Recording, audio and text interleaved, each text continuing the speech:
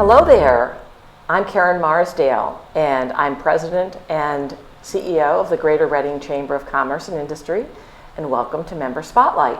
With me today is Kim Loudis from Barbey Electronics Corporation, and welcome, Thank Kim. you. So I'm glad to have you here. Thanks for having me. So, we just in just a few moments, and I know about your company, and I'm aware that when we say electronics corporation, it could just mean a lot of different things. And there's one very special thing which I want to congratulate you publicly, that you're celebrating your 100th anniversary, which is a huge milestone. And so there's a story right there, I know. So where do we want to start? Do we want to talk about who started the company? Because I know it's a family-owned business. Sure, we can do that. George Barbey started the company back in 1916 and started selling battery and ignition parts. Not sure what ignition parts are, but that's okay. And he actually started the first radio station that was supposedly in Reading, WBBD. And now that's a bit of history. Yeah, I can't prove it, but it's in the newspapers article, so it's got to be true. And as technology continued to change, radios, televisions, he just moved on in that field and brought his son into the business in the 30s. And they began repairing televisions and radios. Interesting. Yeah. And then eventually he decided, why don't we just stock the parts to do this, and we'll hire or employ other repairmen.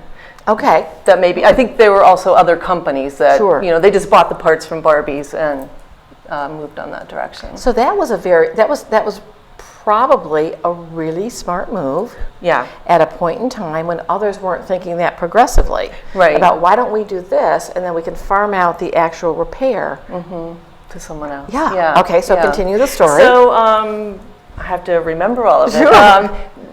They continued, selling to the repairmen. In the 40s, they started installing sound systems.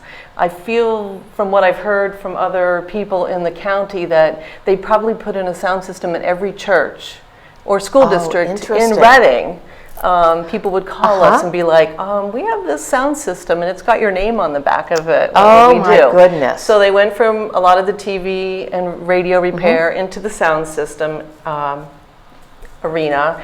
And then when Carl took over from George in the 60s, George passed away, he decided to get involved with consumer products.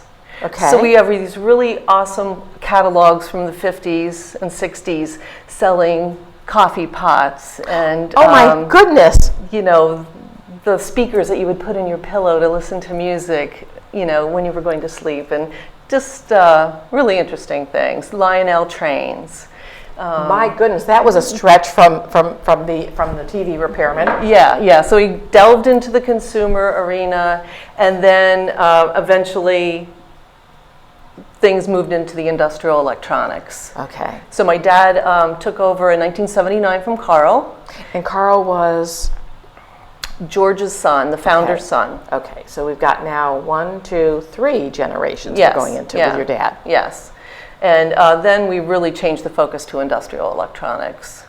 So that's pretty much where we are today too. But we were talking a bit before we went on air about the fact that you mentioned Cincinnati. So how did that come about? You're growing, the company growing, being birthed in Berks County. Right. We're involved with a buying group called the Genie Group. They're located in Franklin, Tennessee, and it's a lot of small family-owned businesses like ourselves.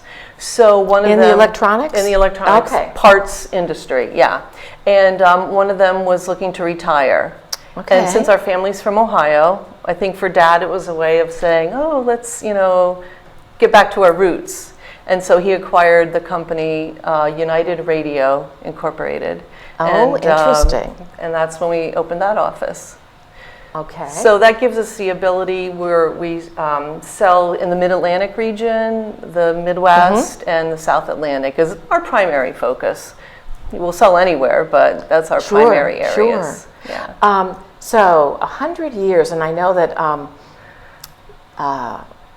recently, or within the last few years, we had a speaker at the chamber.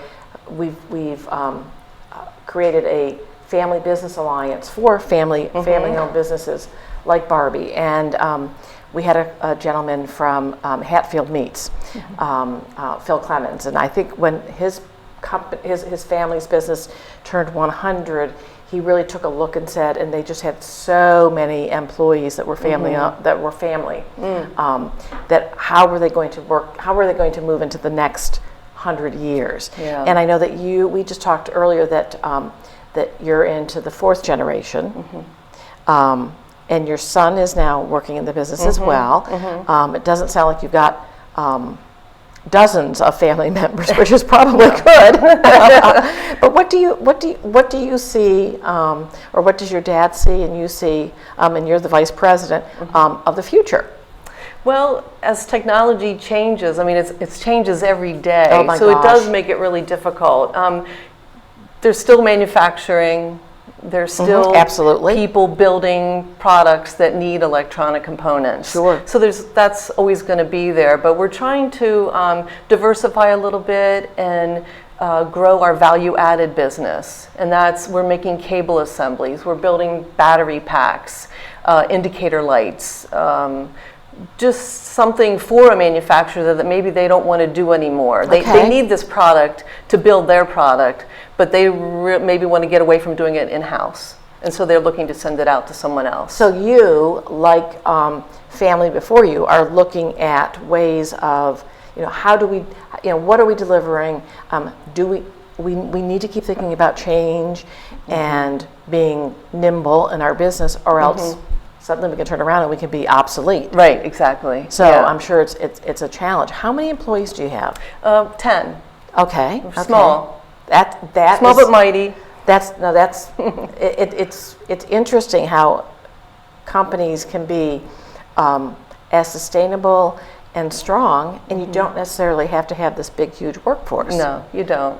So how many people are employed in Pennsylvania, and how many are actually in Ohio? We have 8 people in Pennsylvania and 2 in Ohio. Okay. So interesting. So what do you? How did you feel growing up in a family business? Well, my parents actually moved here while I was in college. Oh, so my. I moved.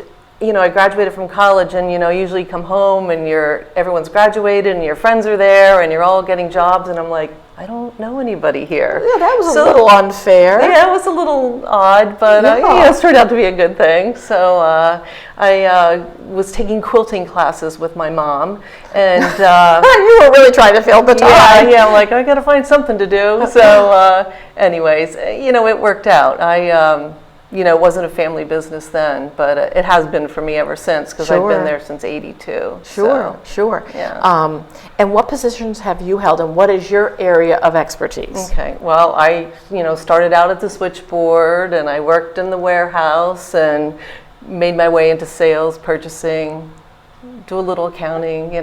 Well, I think that's the best way to grow. Yeah. To know a little bit of everything. To know the business and I know many family businesses who do this, really deliberately to ensure that those who are coming along behind them know the importance of every possible piece of the business, which I think is really wonderful. And really family businesses are the backbone, as our small businesses, of our economy.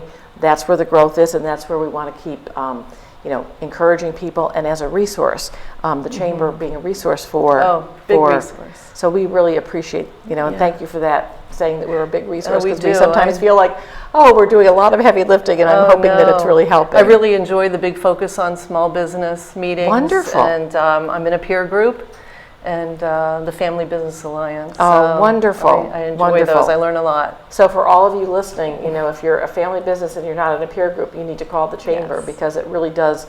I've heard that so often from other family businesses. Well, it's been a pleasure, Kim, to talk to you. And again, congratulations on 100 years. That's great. And you know what? It sounds like you're primed and ready for the next. Moving forward. At least the next few decades. There How's we that? go. Yes, okay. Sounds great. So thanks for being with us today. Thank you. And thank you folks for listening and viewing. Take care.